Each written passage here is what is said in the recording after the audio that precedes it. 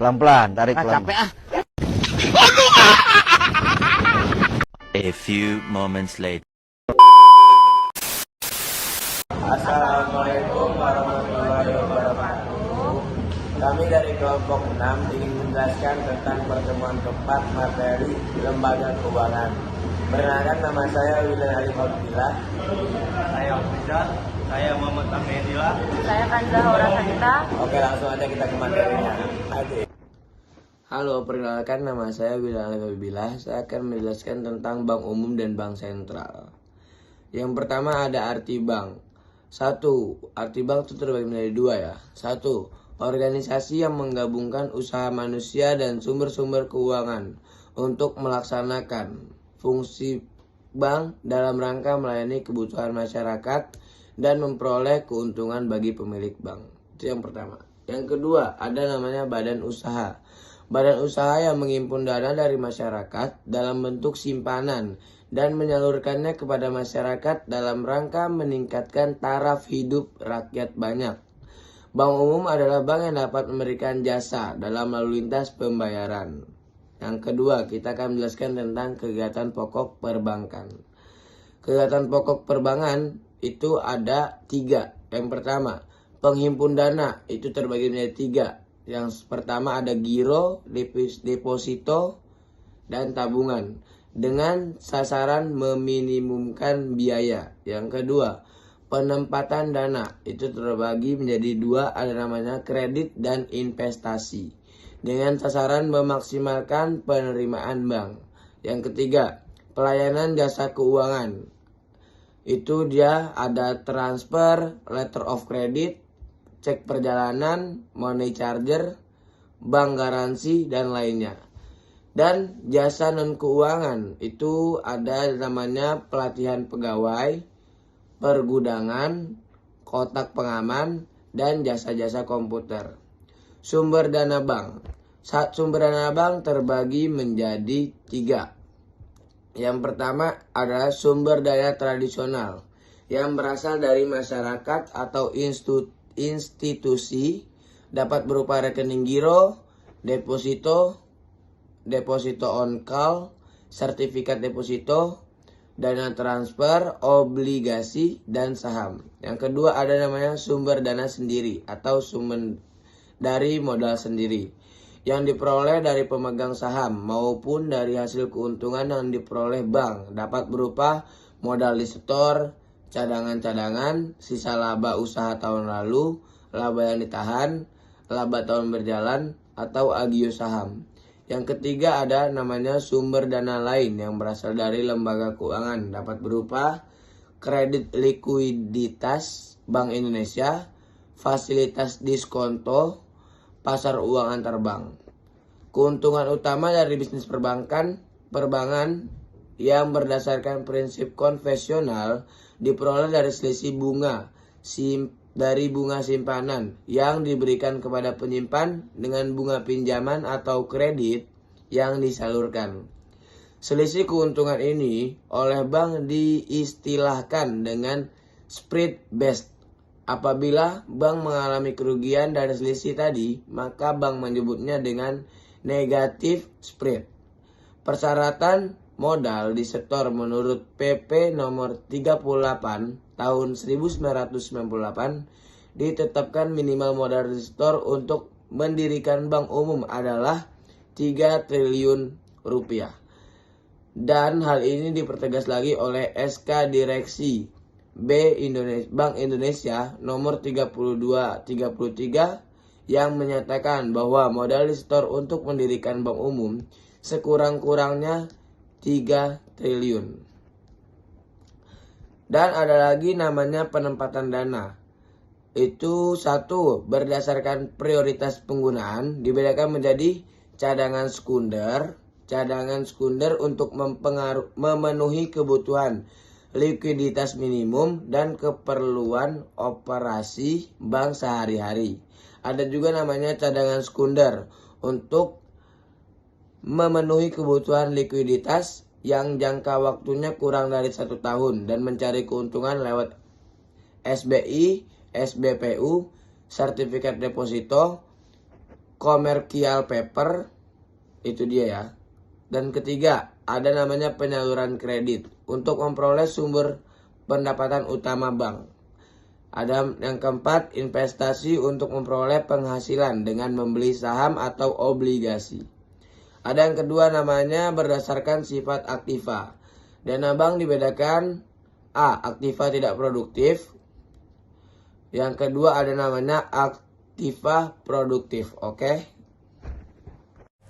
Oke, selanjutnya saya Kanza Zahra Sabita. Di sini saya ingin menjelaskan tentang sistem bank yang dibagi menjadi 2 bagian, yaitu yang pertama unit banking system. Sistem perbankan di mana bank hanya dapat memiliki satu kantor saja di satu wilayah dengan tujuan utamanya untuk melayani kebutuhan jasa-jasa perbankan masyarakat setempat. Yang kedua, branch banking system. Sistem perbankan yang mengizinkan bank-bank memiliki lebih dari satu kantor di satu wilayah. Dan di sini juga ada target pasarnya dibagi menjadi 3 bagian. Yang pertama ada wholesale banking atau corporate banking. Bank yang memprioritaskan pelayanan jasa pada segmen pasar menengah ke atas. Yang kedua ada retail banking atau customer banking. Bank yang memprioritaskan pelayanan jasa pada nasabah kecil.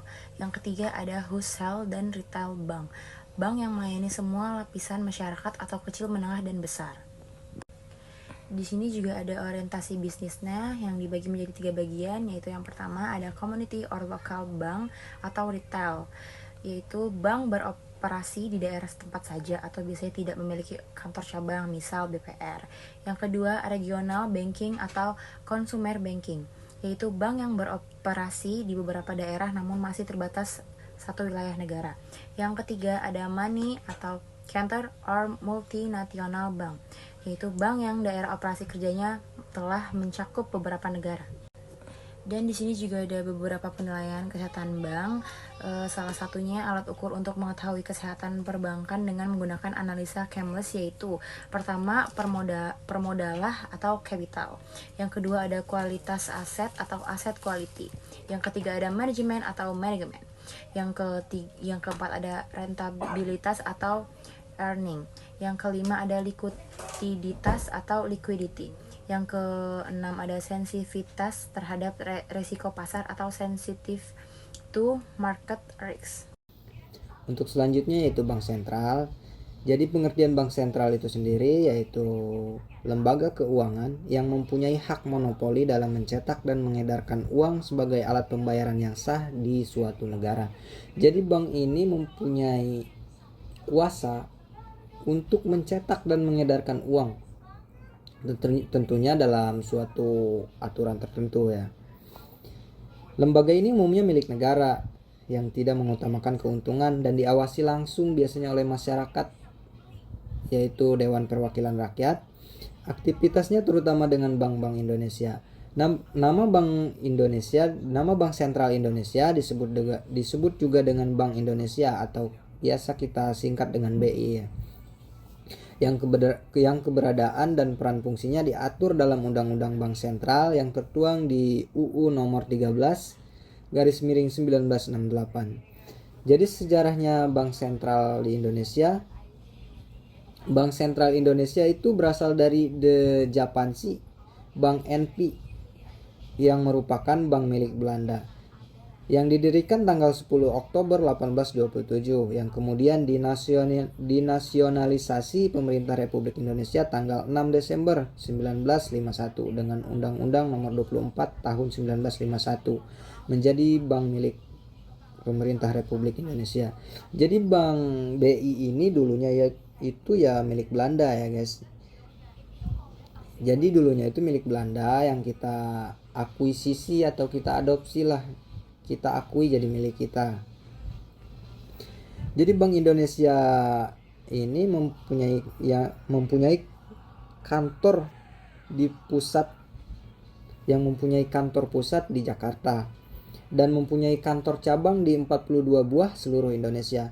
Sedangkan yang di luar negeri juga ada. Yang pertama ada di Kuala Lumpur, yang kedua di London, yang ketiga di New York, Singapura, dan juga di Tokyo. Ya, selanjutnya nama saya Muhammad Fahmi Ayatullah. Saya akan melanjutkan yang dibaca oleh Afrizal.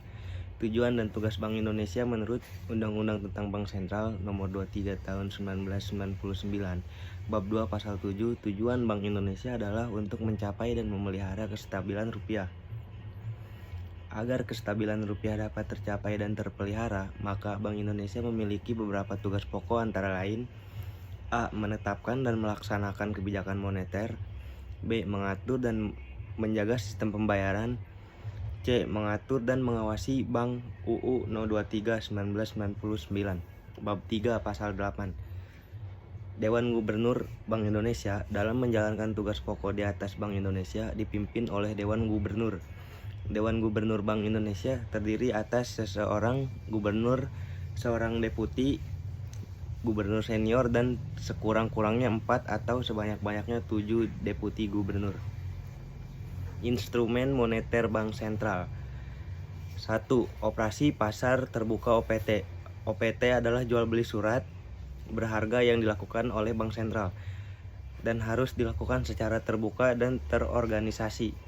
OPT biasanya digunakan untuk mengulangi bahaya inflasi yang timbul karena uang beredar berlebih dengan cara manual SBI dan SPBU. 2. Politik tingkat diskonto (PTD). PTD merupakan instrumen pengawasan BI dalam kapasitasnya sebagai lender of last resort dengan cara memberikan kredit likuiditas bersuku bunga rendah bila deflasi atau tinggi bila inflasi. Kegunaan pemberian kredit likuiditas kepada perbankan agar dapat memperbesar cadangan moneter. 3. Instrumen selektif tambahan. Berbeda dengan OPT dan PTD yang disebut dengan instrumen utama, instrumen ini memiliki cakupan terbatas, selektif, dan berlaku untuk bank dan bidang tertentu. Beberapa instrumen tersebut adalah: A. Moral suasion adalah ajakan informal dan non-legal bank sentral kepada bank tertentu untuk melakukan tindakan seperti yang dikehendaki BI. B. Legal lending limit (LL), loan deposit ratio (LDR), dan capital adequacy ratio (CAR). Ketiga instrumen ini mengatur masalah intern bank, memelihara keseimbangan antara harta dan kewajiban, terutama keseimbangan antara pemberian pinjaman dan deposito. Ya, sekian dari kita. Itu adalah penjelasan tentang Bank Umum dan Bank Sentral. Terima kasih. Jadi sekian dari kami menjelaskan tentang materi pertemuan 4 Bank Umum dan Bank Sentral.